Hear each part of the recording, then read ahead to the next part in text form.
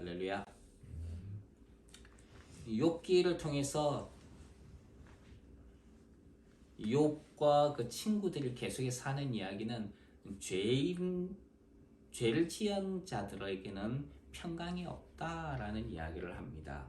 욥과 친구들의 주장은 죄를 지었기 때문에 죄인이고 그 죄인으로 인하여서 하나님의 진노가 임하게 된다. 그래서 고통이 수반된다는 것입니다. 그래서 욥이 고통을 받는 이유는 네가 알지 못하지만 뭔가 죄를 지었기 때문이다. 그래서 하나님께서 너에게 진노하시고 너에게 이런 고통을 가져오게 하셨다라고 이야기하는 것입니다. 성경은 사람이 죄를 지었기 때문에 죄인이다 라고 하기보다는 죄인이기 때문에 죄를 짓는다 라고 이야기를 합니다. 그러니까 사람들이 고통을 당하는 것도 사실은 죄인이기 때문에 어쩌면은 죄인이기 때문에 내가 굳이 뭐 나쁜 짓을 하든 하지 않든 간에 거기에서는 이제 상관없이 인생에는 고통이 찾아온다는 거예요. 태어난 어린아이가 금방 죽어요. 그 아이가 무슨 죄를 지었습니까? 그것이 아니다는 거예요. 죄인이기 때문에 그런 고통을 당하는 것이 당연한 것이다 하는 거예요. 어떻게 보면은 참 냉정한 말이에요. 하지만은 그것을 통해 가지고 우리가 알아야 되는 것은 인간은 죄인이다 하는 것입니다. 욥과 친구들은 죄인이기 때문에 죄를 짓는다라고 하기보다는 네가 죄를 지었기 때문에 죄인이 되었다라고 이야기했던 것이지요. 이것은 일반적인 세상의 생각에 근거한 것입니다. 죄인이기 때문에 죄를 짓는다는 것은 하나님께서 가르쳐 주셔야만 알 수 있는 것이지요. 그래서 빌닷은 욥을 향해 가지고 하나님의 위대하심에 대해서 이야기를 했습니다. 그러자 욥이 이제 빌닷을 향해서 이야기를 하죠. 욥은 빌닷을 향해서 너 잘났다, 너 정말 잘난 체하고 있다라고 하면서 비난합니다. 욥기 26장 1절로 3절에 보면은 이렇게 이야기를 하고 있죠. 우리 같이 한번 읽어볼까요? 1절로 3절에 있는 말씀인데요. 한번 읽겠습니다. 시작. 욥이 대답하여 이르되 내가 힘없는 자를 참 잘도 도와주는구나. 기력 없는 팔을 참 잘도 구원하여 주는구나. 지혜 없는 자를 참 잘도 가르치는구나. 큰 지식을 참 잘도 자랑하는구나. 이게 사실은 칭찬하는 것이 아니죠. 이거는 비난하고 비아냥되는 것입니다. 우리가 다른 사람을 향하여 입을 열 때에 그 사람을 인정하고 칭찬하는 것은 중요한 것입니다. 우리는 비난의 말이 아니라 감사하는 말을 해야 되는 것이지요. 왜냐하면 하나님께서 우리를 그리스도께서 용서하셨기 때문입니다. 그래서 우리는 하나님을 본받는 자로 사랑 가운데서 행하는 사람들이 되어야 돼요. 그래서 특별히 우리는 말을 할 때에 조심해야 되는 것입니다. 특별히 성경은 우리가 하나님의 은혜로 구원받은 자이기 때문에 감사하는 말로 살아라 라고 이야기를 합니다. 우리는 감사하는 말로 살아가고 있습니까? 아니면 내가 하는 말이 비난과 정죄의 말입니까? 그를 비판하는 말입니까? 아니면은 하나님 앞에 감사하는 말입니까? 우리가 감사하는 말을 하는 사람들로 살아가길 주님 이름으로 축원합니다. 4절에 있는 말씀 한번 읽겠습니다. 4절 시작. 내가 누구를 향하여 말하느냐? 누구의 정신이 내게서 나왔느냐? 지금 욥은 자신에게 말하고 있는 빌닷을 향해서 정죄를 하지요. 네가 지금 누구에게 말하고 있느냐? 빌닷이 지금 하고 있는 말이 자기가 보기에는 수준이 낮다는 거예요. 그리고 자기 자신에게는 해당되지 않는 말을 하고 있다. 욥의 교만 가운데 하나지요. 누구의 정신이 내게서 나왔느냐라고 하는 것은 이 사람이 어떤 영적인 뭔가를 가지고 있다라는 것보다는 빌닷이 누구로부터 가르침을 받았느냐는 것입니다. 빌닷의 말이 가치가 없고 허탄한 것이다라는 것을 이야기하는 것이지요. 이렇게 욥은 지금 교만을 표현하고 있습니다. 5절에 있는 말씀 한번 읽겠습니다. 5절 시작. 죽은 자의 영들이 물밑에서 떨며 물에서 사는 것들도 그러하도다. 죽은 자의 영들이 물밑에서 떨고 있다. 이거는 자칫 오해를 할 수 있는 거예요. 죽은 자의 영들은 어디로 갑니까? 사람이 죽게 되면 어떻게 되죠? 천국이나 지옥으로 가게 됩니다. 근데 여기에 보면은 죽은 자의 영들이 물밑에서 떤다라고 이야기를 하는 거 보면은 물밑으로 가나 이렇게 생각을 할 수가 있어요. 근데 사실 이 물밑에 간다라고 하는 이 표현은 무엇을 이야기하느냐 하면은 성경은 이 표현을 사용할 때 깊은 어둠하고 연관지어서 사용을 합니다. 옛날 시대의 사람들, 고대 사람들은 깊은 물 밑에 있는 존재가 하나님을 대적하는 존재다라고 생각을 했고, 그리고 이 깊은 물 밑을 뭐라고 이야기를 하느냐 하면은 스올 혹은 음부 이렇게 이야기를 합니다. 즉 죽은 자들이 가는 세계가 스올이고 음부라는 것이죠. 우리 캐리비안 해적에 보면은 죽은 자들이 이제 죽어서 어디를 가죠? 데비 존스의 지옥이라고 하는 데를 가는 곳으로 가는 걸로 그렇게 나오죠. 그렇게 해서 죽은 자들을 인도한다라고 생각을 하는데 비슷한 생각을 고대 사람들이 가지고 있었어요. 그래서 그 사람들이 죽어서 음부로 간다는 거예요. 죽은 자들이 거하는 곳. 그게 물 밑에 있다. 물 밑에 음부에 그런 것이 존재한다라고 그렇게 생각했던 것입니다. 자, 그런데 죽은 자의 영들이 물 밑에서 떨며 이렇게 이야기를 하니까 음부에 거하는 자들이 서울에 거하는 자들이 뜬다는 거예요. 하나님께서 세상을 창조하실 때에 땅이 혼돈하고 공허하며 흑암이 깊음 위에 있고 하나님의 신은 수면에 운행하셨다. 이렇게 이야기를 하죠. 이때 흑암이 깊음 위에 있다는 말은 깊은 물 속에 있는 암흑을 가리키는 것입니다. 혼돈과 공으로 인해서 세상은 캄캄한 뿐이었다는 것이지요. 그런데 그 위로 하나님의 신이 운행하면서 세상을 덮으시게 됩니다. 그러자 세상에는 생명과 질서와 평화가 생겨나게 되는 것을 보게 됩니다. 오늘날의 세상은 혼돈과 무질서 그리고 어둠으로 가득 차 있습니다. 마치 창세기 1장 2절에 있는 말씀과 같이 땅이 혼돈하고 공허함으로 가득 차 있죠.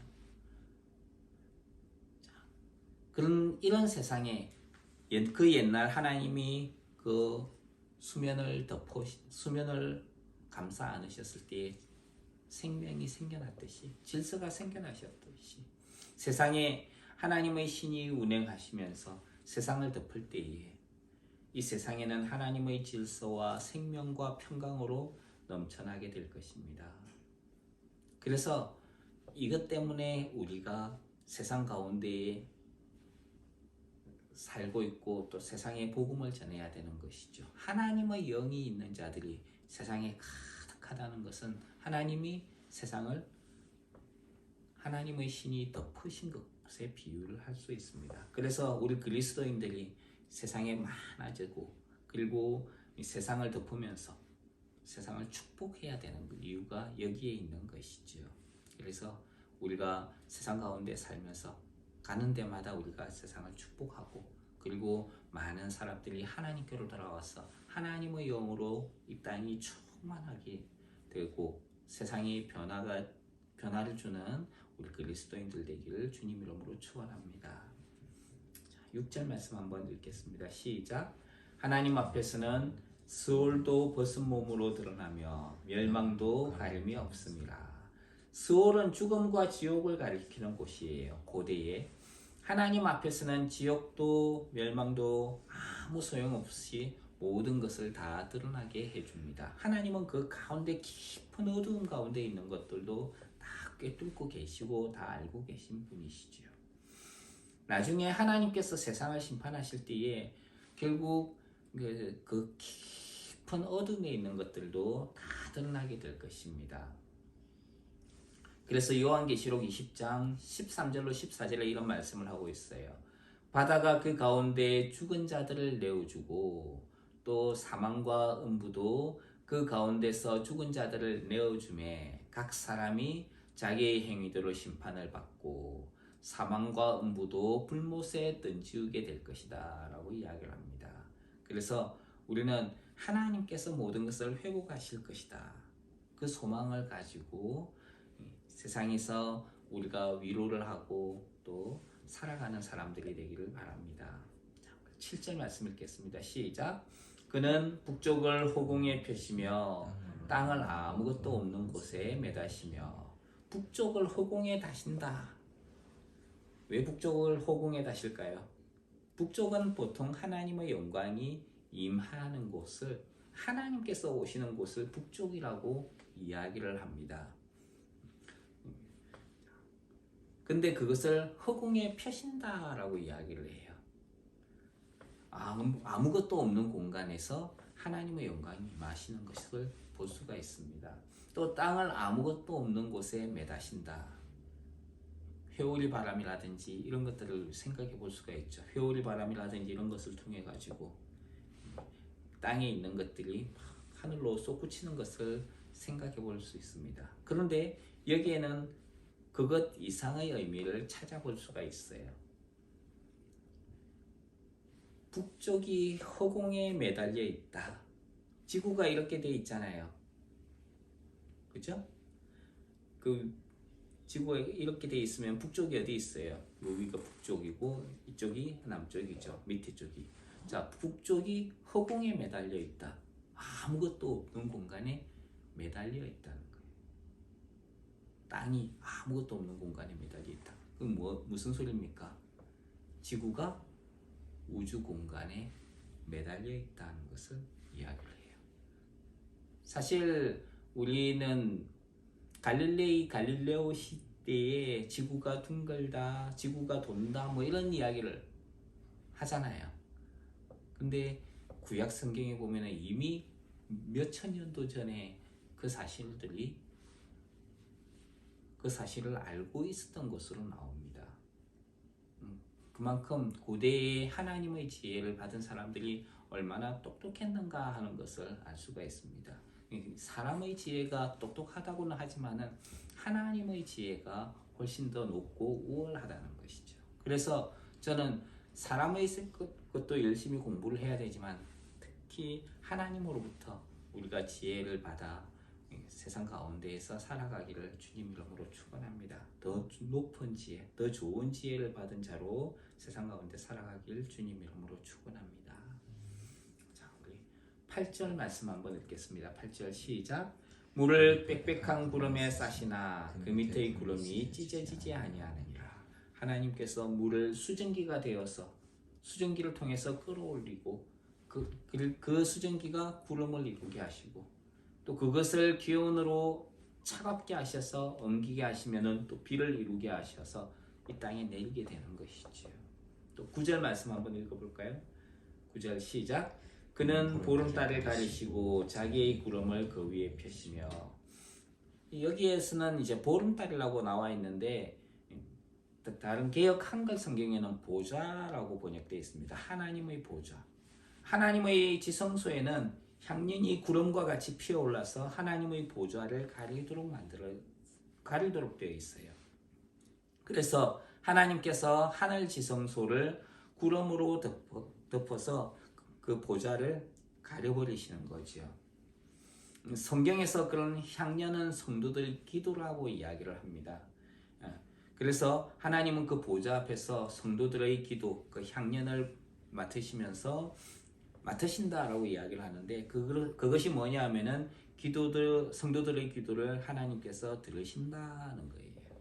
그것을 이제 상징하기 위해서 사람들이 이해할 수 있도록 하기 위해서 보좌에 향년을 피워놓고 그것을 가리는데 그것이 마치 이제 구름이 그 보좌를 가리는 것처럼 이렇게 묘사를 하고 있는 것이지요. 구름이 보좌를 가린다는 것은 하나님께서 그 보좌에 앉으셔서 우리의 기도를 듣고 계시다는 것입니다. 그래서 우리가 여기에서 알 것은 항상 성도들의 기도를 하나님은 들으시고 응답하신다는 거예요. 내가 몇십 년 동안 기도를 했는데 하나님이 안 들어주시는 것 같아요. 아니요. 하나님은 듣고 계십니다. 단지 그 때가 이루어질 때까지 기다리는 거예요. 하나님의 선하신 때가 되면은 그것이 이루어질 겁니다. 그렇기 때문에 낙담하지 말고 우리가 계속 기도를 해야 되는 것이죠. 하나님은 결국 들으시고 응답해 주시는 분이십니다. 어느 날 예수님께서 십자가를 향해서 나아가고 계실 때에 한 사람이 예수님을 찾아왔습니다. 예수님, 무슨 일입니까? 제게 두 아들이 있는데 주님의 나라가 임하실 때에 한 아들은 주의 우편에, 한 아들은 주의 좌편에 앉게 해주십시오. 그 이야기는 자기의 두 아들을 세상의 그 권세의 자리에 앉혀달라는 어머니의 부탁이었습니다. 그 이야기를 들은 예수님은 자기가 지금 예루살렘으로 죽으러 가는데 이 사람들은 자기 권세밖에 생각을 안 하는 거예요. 자기가 누릴 그 권세. 그래서 예수님이 묻습니다. 내가 마시려는 잔을 너희가 마실 수 있느냐? 근데 잔을 마신다 그러니까 그 영광의 잔을 마시는 거구나. 네, 마실 수 있습니다. 그렇게 대답을 했어요. 그러자 예수님이 이야기합니다. 내가 마시는 잔을 너희가 마시겠지만은 그러나 나의 좌우편에 앉는 것은 아버지께서 하시는 것이다. 내가 하는 일이 아니다 라고 이야기를 하세요. 자, 이 사람이 누구였느냐 하면은 야고보와 요한의 어머니였어요. 근데 하나님이 그 기도를 안 들으셨을까? 예수님께서 이제 십자가에 죽으시고 살아나신 이후에 하늘로 올라가셨죠. 그리고 나서 초대 교회에서 최초의 순교자, 사도 이 제자들 중에서 최초의 순교자가 누구냐 하면은 야고보예요. 주의 보좌의 오른편에 왼편에 앉게 해주십시오. 야고보가 제일 첫 번째 사도들 중에 순교자가 됩니다. 그럼 요한은 어떻게 됩니까? 끝까지 모든 사도들이 죽고 난 이후에 최후까지 살아남은 사도가 사도 요한이에요. 주님이 안 들으시는 것 같지만 다 들으셨다는 거예요. 우리가 생각지 못하는 방법으로 하나님은 우리의 기도에 귀를 기울여 주시고 응답해 주시는 분입니다. 그렇기 때문에 기도할 때에 포기하지 마시고 하나님께 기도하는 우리 성도들 되시길 바랍니다. 10절 말씀 한번 읽겠습니다. 시작. 수면의 경계를 그으시니 빛과 어둠이 함께 끝나는 곳이니라.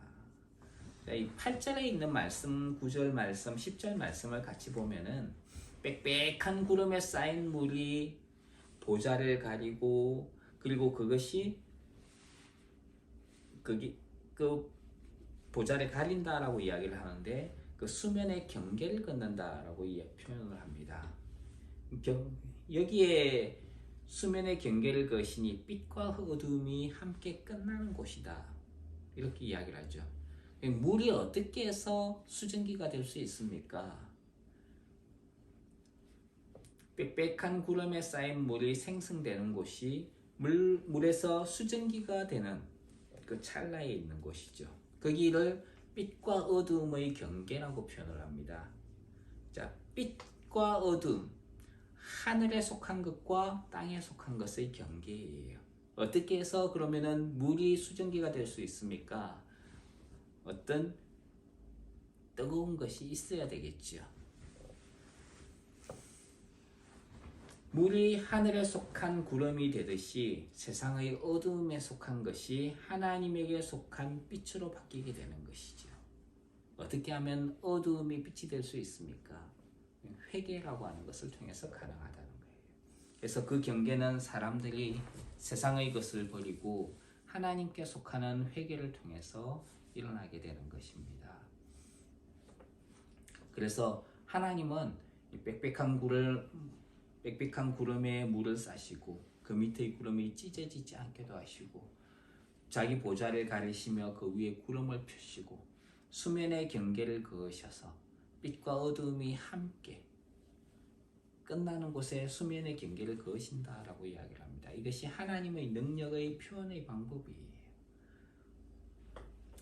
그런데 그 하나님의 능력은 그걸로 끝나는 것이 아니죠. 11절로 14절에 있는 말씀 한번 읽겠습니다.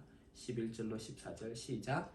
그가 꾸짖으신즉 하늘 기둥이 흔들리며 놀라느니라. 그는 능력으로 바다를 잔잔하게 하시며 지혜로 라합을 깨뜨리시며 그의 입김으로 하늘을 맑게 하시고 손으로 날려 판뱀을 무찌르시나니 보라, 이런 것들은 그의 행사의 단편일 뿐이요 우리가 그에게서 들은 것도 속삭이는 소리일 뿐이니 그의 큰 능력의 우레소리를 누가 능히 헤아리랴. 이제 욥은 하나님의 능력을 극대화시켜서 이야기를 합니다. 계속해서 이야기하죠. 하나님께서 꾸짖으시니까 하늘 기둥이 놀라 흔들린다. 언제 이런 일거를 경험할 수 있죠? 고대 시대 사람들은 천둥 치는 것을 그렇게 생각을 했습니다. 천둥에 대해서 그렇게 생각을 했어요. 마치 번개가 칠 때 세상이 그 소리 때문에 진동하는 것을 연상하게 됩니다. 하나님의 소리를 천둥에 비유한 것이지요. 하나님은 그 능력으로 바다를 잔잔하게 하시는 분입니다. 그래서 예수님은 제자들과 함께 갈릴리 호수에 계실 때에 폭풍을 잠잠하게 하심으로 하나님이시라는 것을 드러내셨습니다.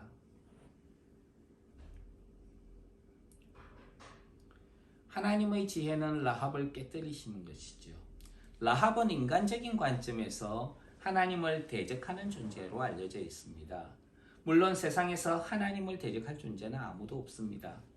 예수님은 광야에서 시험 받으실 때에 하나님의 말씀을 통해서 사단을 물리쳤습니다. 하나님을 대적하는 라합이죠. 이를 통해서 예수님께서 참 하나님이신 것을 드러내십니다. 하나님의 능력은 구름으로 가득한 하늘을 맑게 개이기도 하시고 맨손으로 흉악하고 날랜 뱀을 무찌르시는 분입니다. 하지만 이런 것들은 하나님의 능력 중에 작은 부분에 불과합니다. 후대의 과학으로 입증된 사건이 구약시대의 욥기에 언급되고 있는 것을 보면은 하나님의 지혜가 인간의 지혜보다 얼마나 더 뛰어난가 하는 것을 알 수 있습니다. 그래서 저는 여러분들이 하나님의 지혜를 구하는 사람들로 하나님의 지혜를 구하길 바랍니다. 또 여기 보면은 욥과 그 친구들이 이런 지혜를 알고 있었던 것을 알 수 있는데 세상의 지혜에만 머무른 것이 아니라 많은 영역의 것을 이 욥과 친구들이 알고 있었다는 것을 보면은 세상의 학문에 통달했던 것을 알 수 있습니다. 저는 여러분들이 바로 세상의 이 모든 학문들을 나이가 특별히 관심 있는 것만 아는 것이 아니라 다방면으로 잘 아는 것도 필요하다는 거예요. 그래서 이런 걸 갖다가 자팍다식이라 그러죠. 많은 부분들을 여러분들이 알고 또 섭렵했으면 좋겠습니다. 성경은 하나님의 복음에 대해서 모든 믿는 자에게 구원을 주시는 하나님의 능력이라고 이야기합니다. 욥은 하나님의 능력에 대한 이야기를 했습니다. 하나님의 능력이 얼마나 크신가에 대한 이야기를 했어요. 그런데 하나님의 능력 가운데에 복음은 우리를 구원하시는 하나님의 능력이라고 이야기를 합니다. 하나님은 한 사람을 구원하기 위해서 하늘 보좌에서 내려오셨습니다. 그리고 사람의 모양을 입으시고 십자가를 지심으로 세상의 모든 죄인을 구원하시고 하나님의 구원을 베푸셨습니다. 우리를 위해 세상에 오셔서 십자가를 지시고 죽으시고 살아나신 이 하나님은 우리 주 예수 그리스도이십니다. 세상의 어떤 능력보다 더 귀한 능력이 구원하는 능력이지요. 우리는 예수 그리스도를 믿음으로 하나님의 자녀에 속하게 되었습니다. 예수 그리스도를 전함으로 세상을 구원하시는 그 능력을 하나님은 우리에게 주셨어요. 그래서 그 능력으로 세상을 축복하며 하나님의 구원을 선포하며 살아가는 저와 여러분이 되시길 주님 이름으로 축원합니다. 기도하겠습니다. 하나님은 능력의 하나님이십니다. 그 능력 가운데에 특별히 우리를 구원하시는 능력을 베푸셨습니다. 그로 말미암아 우리가 아들 예수 그리스도를 믿음으로 하나님의 자녀가 되게 하셨습니다. 이제 하나님의 자녀로서 우리가 이 땅 가운데에서 세상을 축복하며 또 복음을 전하는 자로 살아가게 하옵소서. 예수님 이름으로 기도합니다. 아멘. 찬송